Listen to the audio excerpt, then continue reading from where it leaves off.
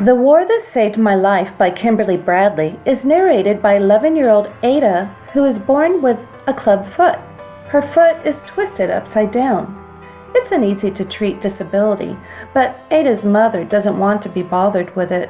There's a lot that Ada's mother doesn't want to be bothered with, especially taking care of her children. She is abusive. Ada may find escape, though, through a horrific event, World War II, and through teaching herself to walk on her ankle.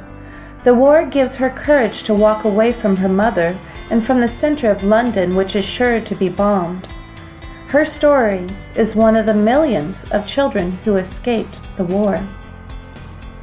In the countryside, a woman named Susan is forced to take Ada and her brother in.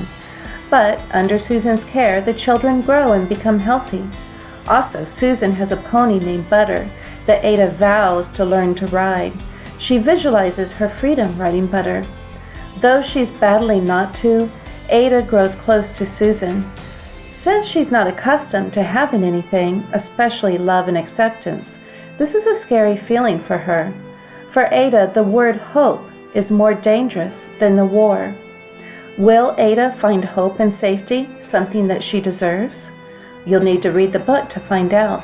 Along the way, you'll come to admire and love her. You'll want her as a friend.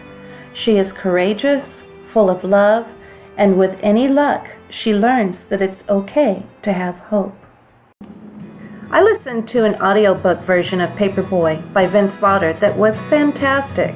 I went on walks, headphones in, and laughed so hard at some points in the story that people were giving me that look as I passed them. Paperboy is not only hilarious, it's thought-provoking and touching.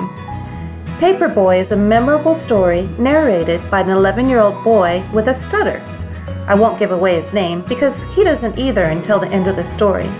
He is an excellent listener and observer who in the summer of 1959 is challenged with taking over a friend's paper route in segregated Memphis. Along his route, he meets several neighborhood characters who give him new awareness of different adult worlds, racial tension, and inequality. He also gets into some dangerous situations.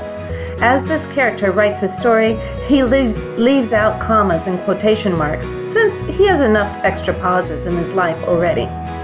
The author draws on his childhood experience as a stutterer in a time when doctors were just learning about speech therapy techniques.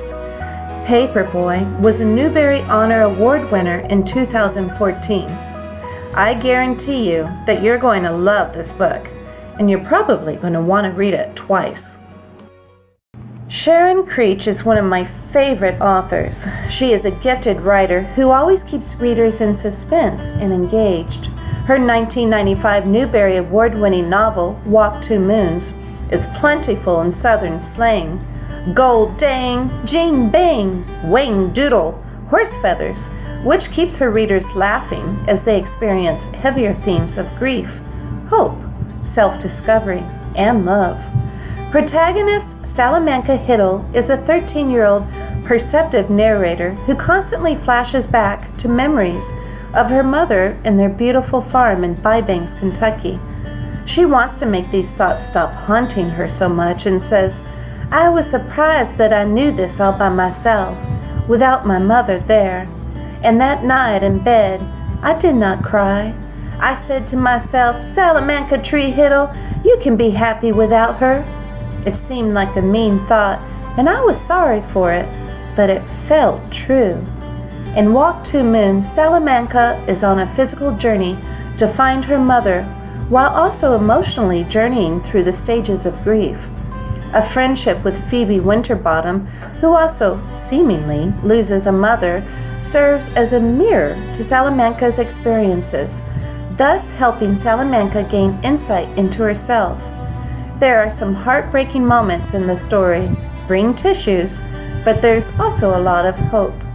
The setting of Walk Two Moons changes through Salamanca's journey to find her mother. It begins at Bybanks, moves through 7 American states in the homes of several families, then comes back to Bybanks.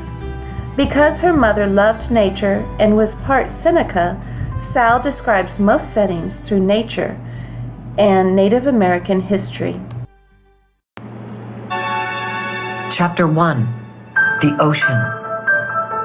Our story begins on the ocean, with wind and rain and thunder and lightning and waves.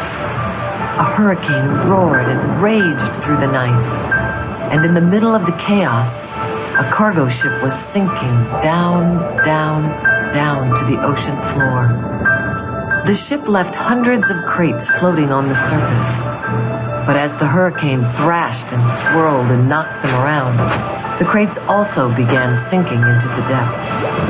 One after another, they were swallowed up by the waves, until only 5 crates remained. By morning, the hurricane was gone.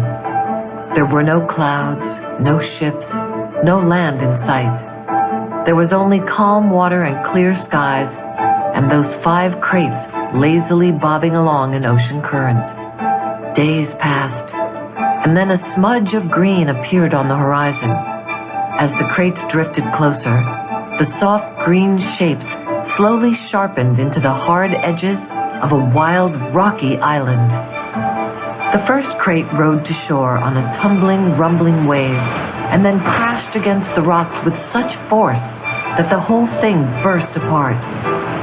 Now, listener, what I haven't mentioned is that tightly packed inside each crate was a brand new robot.